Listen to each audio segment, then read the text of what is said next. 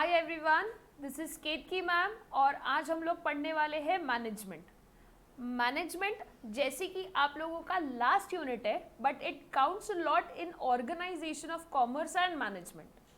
तो इस साल आपको मैनेजमेंट के ज़्यादा कंसेप्ट्स ना होते हुए सिर्फ उसका कंसेप्ट पढ़ना है।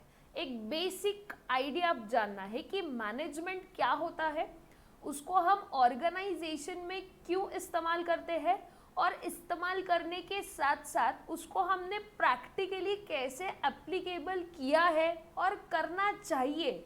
इस चीज़ के बारे में आपको इस चैप्टर में नॉलेज मिलेगा। ठीक है, तो चलिए guys, this is one of my favourite topic, क्योंकि मैनेजमेंट मुझसे नहीं पढ़ा तो फिर किससे पढ़ा, राइट? आज भी अगर मैं मेरे ग्रेजुएटेड स्टूडेंट्स को या जो पोस्ट ग्रेजुएशन पास आउट हो चुके हैं उनसे जब मैं ये पूछती हूँ कि please tell me what is management, तो मुझे यू आंसर मिल जाता है and I really feel proud about it. ठीक है, तो होप, मैं आशा करती हूँ कि ये पर्टिकुलर आंसर आप लोगों से भी मुझे मिलेगा। Keep the copy and pencil with you. This will help you to jot down the points which I am going to write today. ठीक है, तो चलिए स्टार्ट करते हैं आपका नया topic, that means management. International business वाला जो यूनिट है उसमें मैंने वो पर्टिकुलर होल्ड पे रखा है। हम लोग जो आज पढ़ेंगे that will be the management topic, उसको मैं बाद में कवर अप करवा लूँगी। ठीक है, तो बेसिकली उस चैप्टर में जो इम्पोर्टेंट था होलसेलिंग और रिटेलिंग, वही आपको एकदम अच्छे से करना है। इंटरनेशनल बिजनेस हम बाद में पढ़ेंगे। ठीक है, आज हम शुरू करेंगे मैनेजमेंट। ये वर्ड से ही हमें एक चीज़ तो क्लियर होती है कि we need to manage our organisation और आवर बिजनेस। जब भी हम कोई बिजनेस करते हैं तो बिजनेस करने के लिए यू नीड 3 इम्पॉर्टेंट रिसोर्सेज।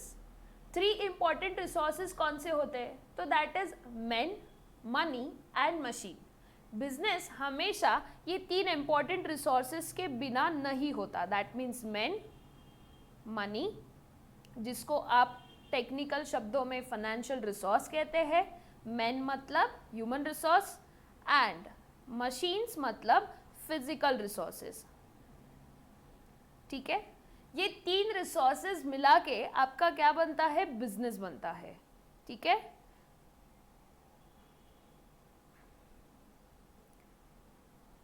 अब among these 3 resources human resource plays a very important role, क्योंकि वो पैसे को भी संभाल रहा है और मशीन्स को भी संभाल रहा है। ठीक है, वो किसको किसको संभाल रहा है? पैसे को भी संभाल रहा है और मशीन्स को भी संभाल रहा है। लेकिन क्या इसको अपन संभाल सकते क्या? ये बहुत बड़ा क्वेश्चन है, राइट? तो अगर हमें इसे संभालना है तो इसे संभालने के लिए हर ऑर्गेनाइजेशन और हर बिजनेस फर्म में मैनेजमेंट कंसेप्ट का होना ज़रूरी है। अगर मैं ऑफिशियल डेफिनेशन देखती हूँ मैनेजमेंट का, तो it is nothing but it is, what does it mean? Getting things done by others. दूसरों से काम कराना या उनके साथ मिलके काम करने को हम क्या कहते हैं? मैनेजमेंट कहते हैं। ठीक है, जब दूसरों से काम करवाना है तो ऑब्वियस सी बात है उनको हमें कुछ इन रिटर्न्स देना पड़ेगा, तभी जाके वो आपकी बात सुनेंगे और वही करेंगे जो आप उनसे करवाना चाहते हो।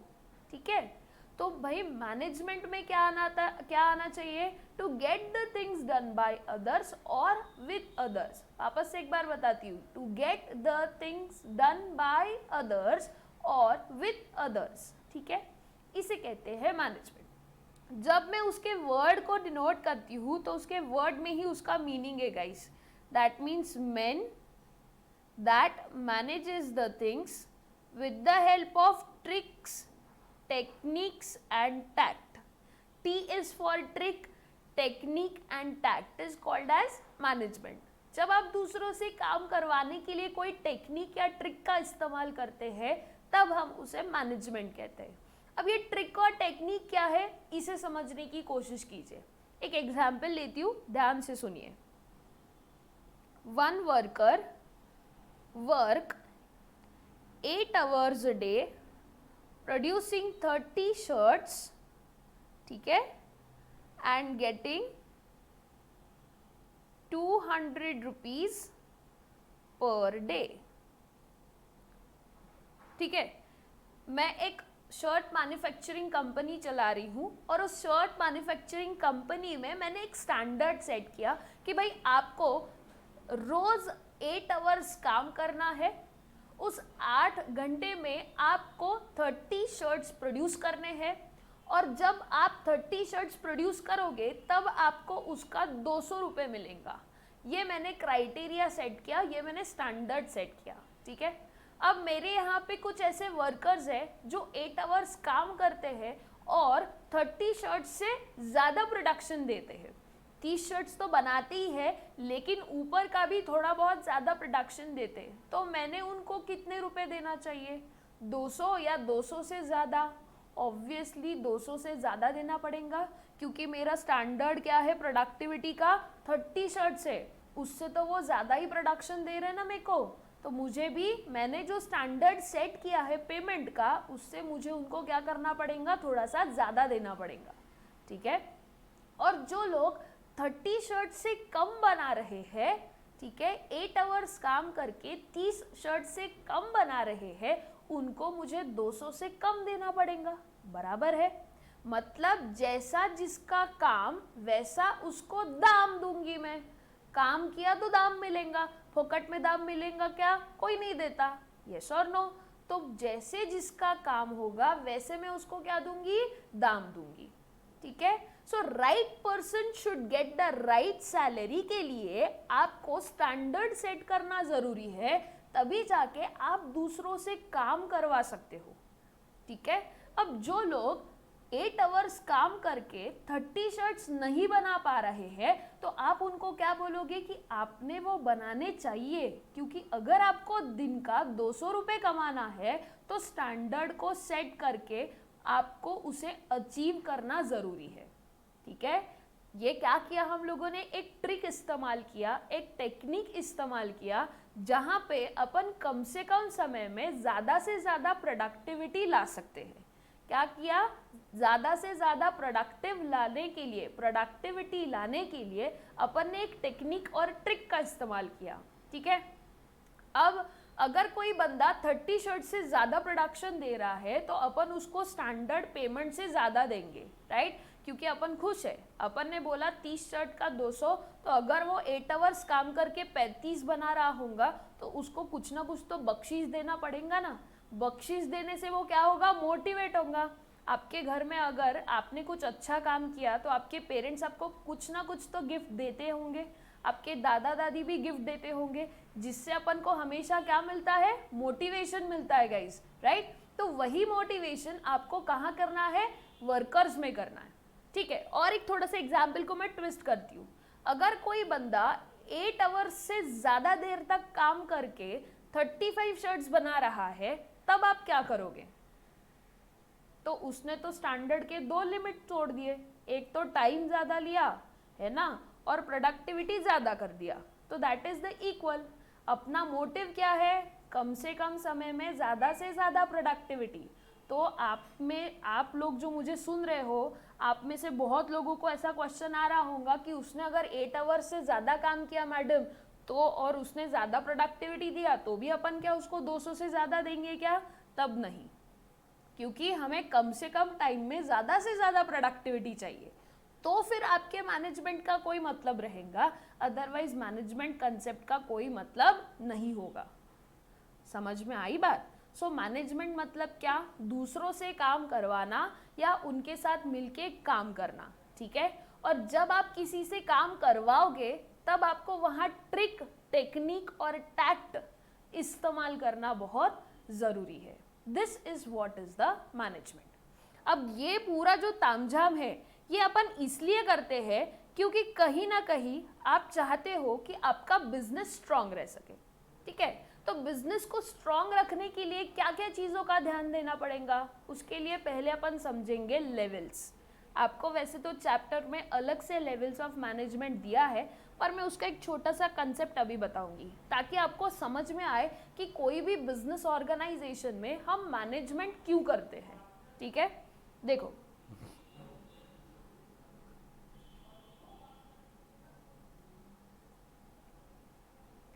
दिस इज योर ट्रायंगल, ठीक है। ट्रायंगल को मैं 3 हिस्सों में डिवाइड करती हूँ, Okay, this is what is called as top level, this is what is called as middle level, and this is what is called as bottom level. ठीक है, अब ये जो 3 लेवल्स है, ये 3 लेवल्स मिलके आपका एक बिजनेस ऑर्गेनाइजेशन बनता है. Top level consist of board of directors, सारे वाइट कॉलर पीपल, एक्सपीरियंस्ड और एक्सपर्टाइज लोग. Middle level consist of all kind of managers. ठीक है, मैनेजर भी बोलते हैं उसको, मुझे बहुत अच्छा लगता है इनको मैनेजर बोलना. Then bottom level consist of workers और एम्प्लॉइज. ठीक है, वर्कर्स और एम्प्लॉइज. अब अपना जो कामगार कल्याण है वो किधर है? बॉटम लेवल पे. तो बॉटम लेवल को स्ट्रॉन्ग रखना बहुत जरूरी है.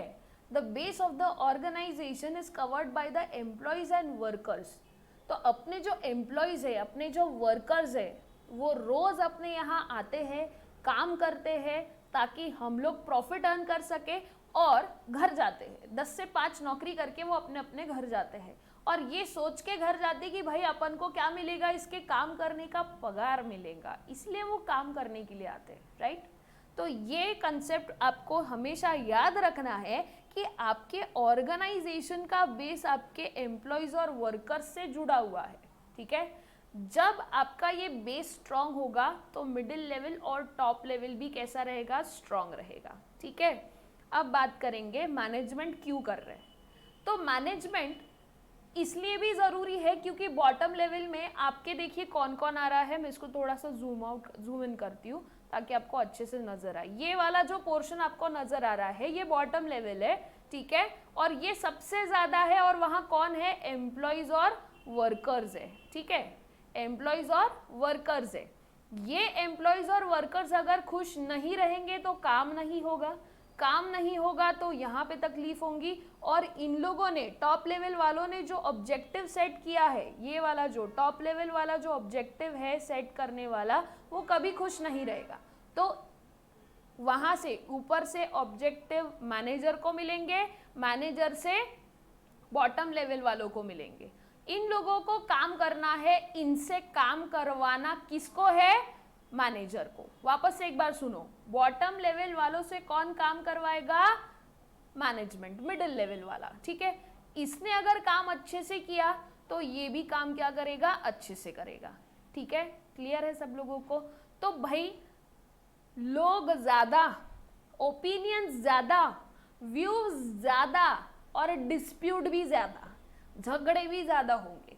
हर कोई अपने इंटरेस्ट को लेके झगड़ेगा. अब मैनेजमेंट ने जो प्लानिंग किया है वो चाहती है कि अपन ने प्रॉफिट कमाया जा सके. ये लोग चाहते हैं कि अपन जो काम करते हैं उसका मुझे पैसा मिलना चाहिए. इन दोनों के झगड़े में ऑर्गेनाइजेशन के ऑब्जेक्टिव गुम जाते हैं, गुमशुदा हो जाते हैं. तो अभी ऐसे जो ऑब्जेक्टिव्स अचीव नहीं होंगे तो ऑर्गेनाइजेशन अगर प्रॉफिट नहीं कमाएगा तो ना टॉप लेवल वाला खुश रहेगा और ना ही बॉटम लेवल वाला खुश रहेगा. ठीक है, अगर आप चाहते हो कि बॉटम लेवल वाला और टॉप लेवल वाली की अच्छे से जमे तो हमें इन लोगों से अच्छे से काम करवाना पड़ेगा, तो फिर हमारा ऑर्गेनाइजेशन अच्छे से चलेगा.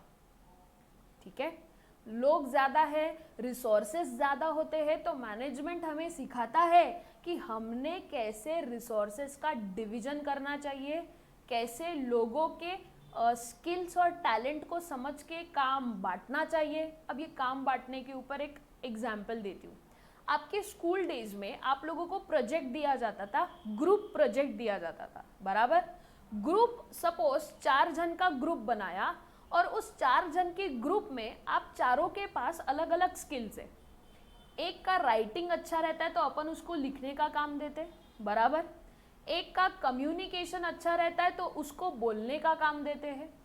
एक का नॉलेज गैदर करना, मतलब उसको कैसे चीज़ों को गैदर करना ये पता है, उसको अपन नॉलेज इंफॉर्मेशन गैदरिंग का काम देंगे. ठीक है, तो जैसा जिसका स्किल वैसा उसको काम.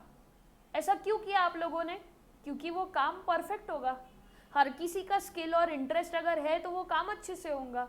अगर आपको मैगी बनाना अच्छा लगता है, मैगी खाना बहुत अच्छा लगता है, तो आप डेफिनेटली मैगी बनाओगे।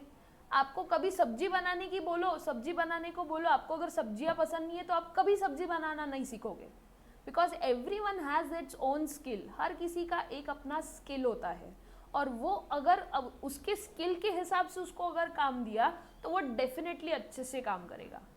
ये पर्टिकुलर कंसेप्ट भी हमें कौन सिखाता है? मैनेजमेंट सिखाता है, ठीक है। मैनेजमेंट में 3 levels, top level, middle level and bottom level. इस पर्टिकुलर चैप्टर में इन लेवल्स के हम लोग फंक्शंस पढ़ेंगे और ये जानने की कोशिश करेंगे टॉप लेवल वालों का क्या काम है, मिडिल वाले क्या काम करते हैं और बॉटम लेवल वाला क्या करता है, ठीक है। इसके अलावा देयर आर वेरियस कंसेप्ट जहां पे अपन को बताया जाता है कि management is a science as well as art करके। अब मैनेजमेंट कंसेप्ट को जब अपन स्टडी करते या एनालाइज करते तब काफ़ी बार अपन सोचते हैं कि it is also utilised in a scientific way also, क्योंकि उसको अपन पढ़ रहे कॉमर्स में।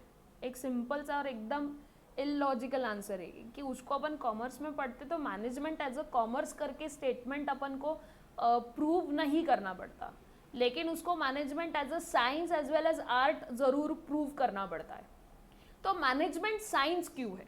तो ये जानने के लिए पहले आपको फोकस करना पड़ेगा साइंस के ऊपर कि साइंस क्या होता है, उसके क्या फीचर्स होते हैं और वो फीचर्स मैनेजमेंट के ऊपर एप्लीकेबल होंगे या नहीं।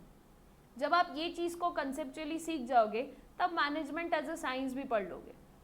दूसरा कंसेप्ट है management as a art. As an art की अगर मैं बात करती हूँ तो पहले हमें आर्ट को एक्सप्लोर करना है और उसके बेसिस पे फिर उसको कनेक्ट करना है मैनेजमेंट के साथ, ठीक है। So that is something very different thing, वो आपके चैप्टर के लास्ट वाले पोर्शन में आपको मिलेगा, ठीक है। उसके बाद बात करेंगे मैनेजमेंट के कैरेक्टरिस्टिक्स और फंक्शंस के बारे में। कैरेक्टरिस्टिक्स और फंक्शंस में आपको पॉइंट्स मिलेंगे। अब मैंने पहले ही कहा था कि ओसी में पॉइंट्स का लर्निंग बहुत ज़्यादा होता है, तो पॉइंट्स को नोट डाउन करने का और उसके इनसाइड मैटर को समझने की पूरी कोशिश करना है, ठीक है। तो ऐसा नहीं होना चाहिए, फाइन। चलिए बात करते हैं मैनेजमेंट की। मैनेजमेंट में क्या होता है? Management always consist of 6 function. हमेशा जब भी आप किसी चीज़ को मैनेज करोगे 6 फंक्शंस इसके साथ जुड़े हुए रहते हैं। सबसे पहला होता है प्लानिंग, ठीक है। After that you have organising. I will write the short form of it, क्योंकि ये पर्टिकुलर कंसेप्ट आपको इस साल नहीं पढ़ने हैं, ये अगले साल रहेंगे, ठीक है। तो अभी आप सिर्फ इसको कंसेप्चुअली समझने की कोशिश कीजिए, ठीक है। उसके बाद है स्टाफिंग,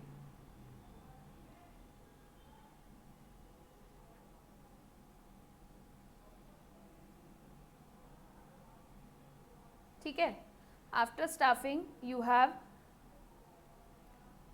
डायरेक्टिंग, coordination,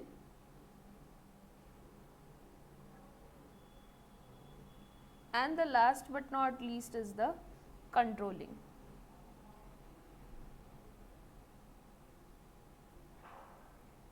ये 6 फंक्शंस मिला के आपका क्या बनता है? मैनेजमेंट बनता है, ठीक है। कहाँ से शुरू किया? प्लानिंग से शुरू किया, ठीक है। देखिए प्लानिंग मीन्स व्हाट। अब जब आप किसी भी चीज़ का प्लान करते हो तो अपन बोलते प्लानिंग। मुझे लाइव लेक्चर्स, जब मैं ऑफलाइन लेक्चर्स लेती थी और बच्चे सामने रहते थे तो मुझे बच्चे हमेशा बोलते थे कि प्लानिंग मतलब प्लान करना, राइट, प्लान करना। Actually I am very much, मैं बहुत ज़्यादा इंटरेक्टिव सेशंस मिस कर रही हूँ, क्योंकि कैसा है, दिस इज़ थ्योरी सब्जेक्ट और थ्योरी में हमेशा एक पर्सन अगर बोलेगा तो सामने वाला 100% बोर होता है। ये मेरा पर्सनल एक्सपीरियंस है। तो always be ready for the interaction guys, क्योंकि मैं चाहती हूँ कि हमेशा क्लास में इंटरेक्शन होना चाहिए। बच्चे कुछ ना कुछ सोचते हैं, तो अगर वो जो सोचते हैं वो अगर मुझे पता चलेगा तो शायद मैं उनकी सोच को एक्सप्लोर कर पाऊंगी मेरे नॉलेज के साथ, ठीक है। तो ऑलवेज थिंक ओवर इट कि आप जब भी मेरा लेक्चर देखते हो तो अपने डाउट रखिए सामने गाइज। आप जो सोचते हो वो मुझ तक पहुँचाइए। We have a WhatsApp session also, मतलब आप अपने पास व्हाट्सएप का ग्रुप है, मेरा पर्सनल कॉन्टैक्ट नंबर है आपके पास, आप प्लीज़ अपने डाउट मेरे तक पहुंचाइए गाइस, ताकि मैं उसको नेक्स्ट वीडियो में ला सकूं। आस्क मी क्वेश्चंस कि ऐसा क्यों होता है, why we are saying like this, right. I love to solve your problems and doubts guys, तो प्लीज़ मुझ तक पहुंचाइए उसको। एंड OCM बिल्कुल लॉजिकल है, हर एक चीज़ के पीछे कुछ ना कुछ लॉजिक है। जैसे कि मैंने मैनेजमेंट का लॉजिक समझाया आप लोगों को कि हम ऑर्गेनाइजेशन में मैनेजमेंट क्यों करते हैं, क्योंकि अपने पास लोग रहते हैं।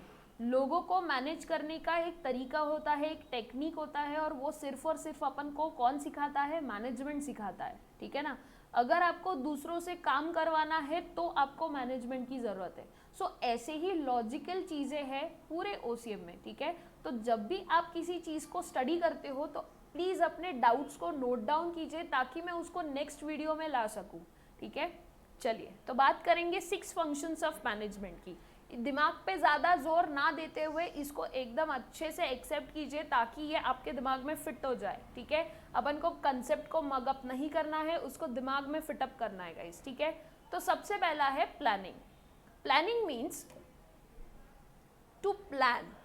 अब जब भी आप किसी चीज़ का प्लान करते हो ना, तब देखा जाए तो you find out answers of various question. अरे बाप रे, इतना टफ स्टेटमेंट प्लानिंग के लिए पहली बार सुना कि finding out answers of various questions. कौन से क्वेश्चन के आंसर फाइंड आउट कर रहे हैं भाई? Very easy. अगर आपका एक ऑब्जेक्टिव है, आपका चहीता ऑब्जेक्टिव लेती हूँ ना, पिकनिक जाना, जो कि फिलहाल अपन नहीं जा रहे कोविड-19 की वजह से, और बहुत मरे जा रहे कि कहीं तो भी घूमने निकले, मस्त बारिश का सीजन चल रहा है और चलते लॉन्ग ड्राइव पे। तो ये जो फील है ना, इसको ध्यान में रखते हुए मैं एक ऑब्जेक्टिव लेती हूँ कि पिकनिक जाना है। इस साल अगर कोविड-19 नहीं रहता तो गंदेज Vardhaman Nagar will be there at Manali. हम डेफिनेटली मनाली प्लान कर रहे थे।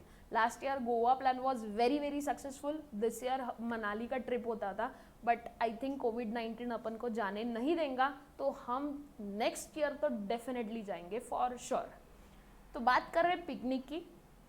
पिकनिक जाने के लिए आपके सामने सबसे पहला क्वेश्चन क्या आएगा कि कहाँ जाना है, वहाँ जाके क्या करना है, कहाँ रहने वाले हैं, राइट। अकोमोडेशन कैसा होगा, खाने का क्या होगा, यहाँ से कैसे पहुँचेंगे वहाँ पे, कितने बजे जाएंगे, कितने लोग आएंगे, कितना खर्चा होगा। ये सारे क्वेश्चंस के आप क्या फाइंड आउट करोगे? आंसर्स फाइंड आउट करोगे। That is what is the planning. Excuse me guys, that is what is called as planning, कि finding out answers of various questions, ठीक है। आपके सामने ऑब्जेक्टिव को अचीव करने के लिए जितने क्वेश्चंस खड़े होते हैं, उन सारे क्वेश्चंस के आंसर्स आप प्लानिंग में ढूंढते हो, ठीक है। प्लानिंग में जो आंसर्स ढूंढने की प्रक्रिया है, मतलब जो आप थिंक करते हो, सोचना is the very important thing. A person should have good ideas for a proper planning. ये तो आप जानते ही होंगे, है ना। घर में बिना बताए कहीं बाहर निकलना है तो प्लानिंग की ज़रूरत होती है, और प्लानिंग अपन कहाँ से करते हैं? यहाँ से करते हैं। Getting what I mean to say? जहाँ ब्रेन का इस्तेमाल होगा, तो क्या मैं उसको इंटेलेक्चुअल एक्टिविटी बोल सकती हूँ? बिल्कुल बोल सकती हूँ। और प्लानिंग अपन प्रेजेंट का करते क्या? नहीं, अपन फ्यूचर कोर्स ऑफ एक्शन देखते। मुझे क्या करना है, मुझे क्या करना है आगे फ्यूचर में, उस चीज का प्लानिंग अपन क्या करते हैं? एडवांस में करके रखते, ठीक है। तो मेरे कहने का मतलब ये है कि planning is nothing but finding out answers of various questions. आपके पास ना एक ब्लूप्रिंट क्रिएट हो जाता है। पिकनिक के क्वेश्चन के आंसर्स आपने फाइंड आउट किए, आपके पास एक ब्लूप्रिंट क्रिएट हो गया कि भाई मुझे ये चीजें करनी है। अब आपका काम क्या होगा? Second function, that means organising. फिर आप प्लानिंग करने के बाद कहाँ जाओगे? ऑर्गेनाइजिंग के पास जाओगे। ऑर्गेनाइज करना मतलब डिवीजन ऑफ वर्क करना। क्या करना? Division of work. प्लानिंग से आपको आपके काम समझ में आ गए ना कि मुझे क्या करना है, तो अभी आप क्या करोगे? डिवाइड करोगे सीक्वेंस के हिसाब से। सीक्वेंस की क्या आवश्यकता है? तो सीक्वेंस की आवश्यकता ये है कि पहले आप केटरिंग वाले से बात करोगे क्या कि ट्रांसपोर्टेशन वाले से बात करेंगे? मैंने फ़ोन किया बस वाले को और वहाँ बोला कि हम लोग दिल्ली पहुँचेंगे, दिल्ली से तुझे हमें पिकअप करना है और मनाली पहुँचाना है। तो बस वाला तो मुझे क्वेश्चन करेगा ना कि कितने लोग आ रहे हैं मैडम, ये तो पूछना पड़ेगा ना। Getting what I mean to say? तो पहले मुझे ट्रांसपोर्टेशन वाले से बात करने से पहले क्या काम करना पड़ेगा? बच्चों से पूछना पड़ेगा कि मेरे साथ कौन कौन चलने वाला है और कितने लोग मेरे साथ चलेंगे। समझ में आई बात? इसका मतलब क्या है कि ऑर्गेनाइजिंग आपको ना एक सीक्वेंस देता है, एक ऑर्डर बताता है कि कौन सा काम पहले होना चाहिए और कौन सा काम बाद में होना चाहिए। ठीक है? और काम के हिसाब से डिवीजन कर दीजिए, डिपार्टमेंट्स बना दीजिए। ट्रांसपोर्टेशन का एक डिपार्टमेंट, केटरिंग वाले का एक डिपार्टमेंट, सिक्योरिटी वाले का एक डिपार्टमेंट, ताकि जिसका जैसा स्किल वैसा उसको डिपार्टमेंट मिल जाएगा। मैं सिक्योरिटी का देख लूंगी, पायल मैडम कुछ और देख लेंगे, ताराचंद सर एक डिपार्टमेंट देख लेंगे, प्राची मैम एक डिपार्टमेंट देख लेंगे। Are you getting what I mean to say? So this is what is the organization. क्या कहते हैं अपन इसको? ऑर्गेनाइज करना बोलते हैं। ठीक है, ये हो गया अब मेरा ऑर्गेनाइजिंग। अब जब मैंने कहा कि जैसा जिसका स्किल वैसा उसको डिपार्टमेंट, तो ये फंक्शन को बोला जाता है स्टाफिंग। क्या बोला जाता है? Staffing. Staffing means putting right person at a right place. जैसा जिसका स्किल है वैसा उसको अपन ने क्या देना चाहिए? काम देना चाहिए, ताकि वो इंटरेस्ट के साथ काम करेगा और फटाफट काम करेगा। ठीक है ना? यहाँ तक तो आपने मतलब प्लानिंग, ऑर्गेनाइजिंग और स्टाफिंग तक आप लोग सिर्फ सोचते हो। You do the only intellectual activity. Actual जो मैनेजमेंट का कंसेप्ट है वो कहाँ शुरू होता है? वो डायरेक्टिंग में शुरू होता है। Directing means initiates action.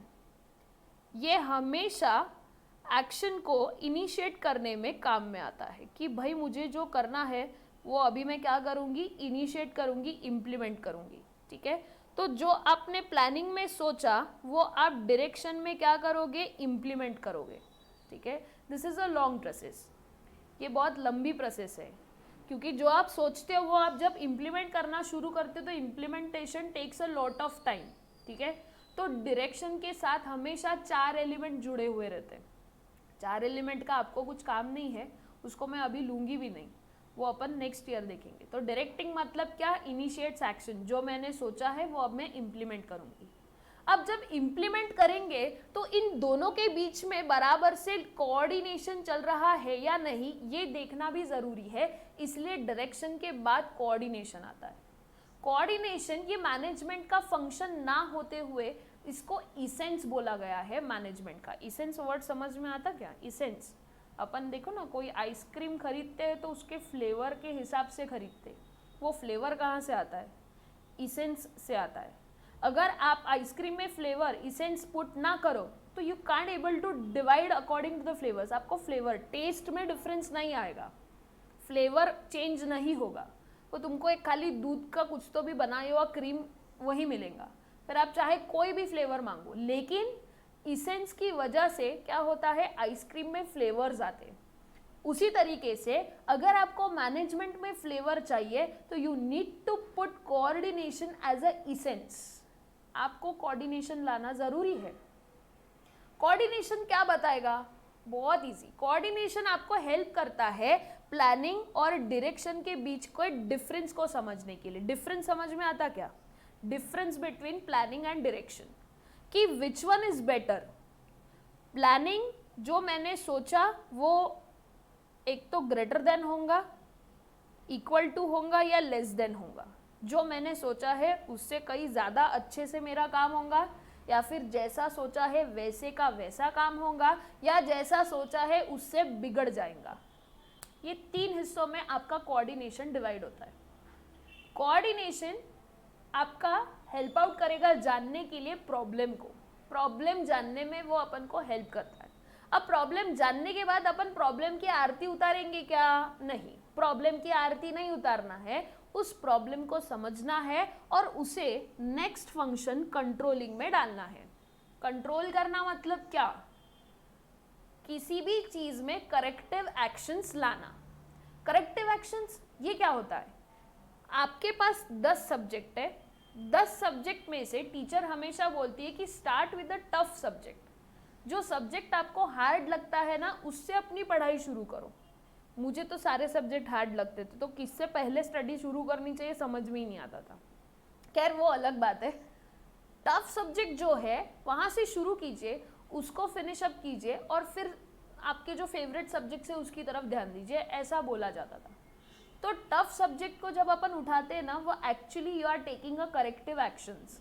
आपको वो गलती वापस से ना हो इसलिए आप उसके अगेंस्ट करेक्टिव एक्शंस लेते हो, जिससे आपका काम क्या हो जाता है?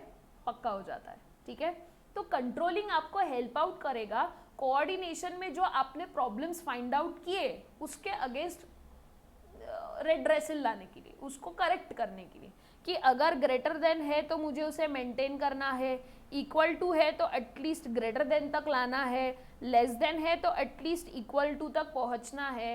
ये जो कार्यक्रम है, ये कार्यक्रम अपन किधर करेंगे? कंट्रोलिंग में करेंगे। ठीक है, अब जब करेक्टिव एक्शंस तुमको पता चल गए, मैंने इतनी इतनी गलती किया और मुझे ये गलती सुधारना है, ये जब आपको समझ में आ जाएगा तब तो ऑब्जेक्टिव अचीव हो गया रहेगा। फिर क्या करोगे? उन करेक्टिव एक्शंस का अचार डालोगे? इसको अचार नहीं डालना है। उन करेक्टिव एक्शंस को आप नेक्स्ट प्लानिंग में क्या कर सकते हो? इस्तेमाल कर सकते हो। You will start utilising those corrective actions in the next planning. ठीक है, इसे कहते हैं साइकिल ऑफ मैनेजमेंट। क्या कहते हैं? Cycle of management, which is always continuous in nature. वो हमेशा कैसी रहती है? कंटिन्यूअस रहती है। आप एक बार प्लानिंग से शुरू करते हो तो आपका मैनेजमेंट वापस प्लानिंग के ऊपर रुक जाता है। समझ में आई क्या बात? क्लियर हुआ क्या? क्या क्या देखा आज हम लोगों ने? बेसिक कंसेप्ट देखा मैनेजमेंट का। Management means getting things done by others और विथ अदर्स। ठीक है, अब दूसरों से काम करवाना है, इसका मतलब क्यों करवाना है? क्योंकि बिजनेस करने के लिए अपने पास 3 रिसोर्सेज होते हैं, man, money and machine. Among these 3 resources man plays a very important role. अगर ये लोग हैं तो ही अपना क्या चलेगा? काम चलेगा। अगर इंसान नहीं रहेंगे तो होगा क्या? काम नहीं होगा। सो मैन, उसके बाद मनी एंड मशीन, ये एक ऐसा रिसोर्स है जो बाकी के 2 रिसोर्सेज को संभाल रहा है, जिससे हमारा बिजनेस बना है। फिर हमने देखा कि one worker work 8 hours a day producing 30 shirts and getting 200 rupees per day. ठीक है, हमने ये स्टैंडर्ड सेट किया ताकि हम इंसानों से काम करवा सके। काम करवाने के लिए स्टैंडर्ड का सेट करना ज़रूरी है, क्योंकि उसी बेसिस पे आपका कंपैरिजन होगा। ठीक है ना, अपन वो कोऑर्डिनेशन देखे ना, प्लानिंग और डायरेक्टिंग का डिफरेंस क्रिएट करना है, तो ये हेल्प आउट करेगा आपको। ठीक है, so this will always help you to direct the things, this will always help you to control the things. ठीक है, आफ्टर दैट फिर हमने देखा 3 लेवल्स होते हैं, top level, middle level and bottom level. Top level consist of board of directors, middle level consist of all kind of managers, जो कि दोनों लेवल्स को बराबर से लिंक करके रखते हैं। टॉप लेवल और बॉटम लेवल को लिंक करने का काम मिडिल लेवल का होता है। ठीक है, उसको अपन फंक्शंस में ज़्यादा अच्छे से देखेंगे। देन हमने देखा मैनेजमेंट के 6 फंक्शंस होते हैं, planning, organising, staffing, directing, coordinating and last is controlling. ठीक है, हम प्लानिंग और ये जो 6 फंक्शंस है, 6 फंक्शंस के जो नेचर और इम्पोर्टेंस है वो आपको 12th में है। अभी सिर्फ आपको बेसिक आइडिया है गाइस। ठीक है, तो आज का इंट्रोडक्टरी लेक्चर आपको कैसा लगा please let me know. Next lecture हम लोग बुक को रेफर करेंगे और कुछ नए और इंटरेस्टिंग टॉपिक्स डिस्कस करेंगे रिलेटेड टू द मैनेजमेंट। सो आज के लिए इतना काफ़ी है guys. Thank you class, over for the day. Thank you.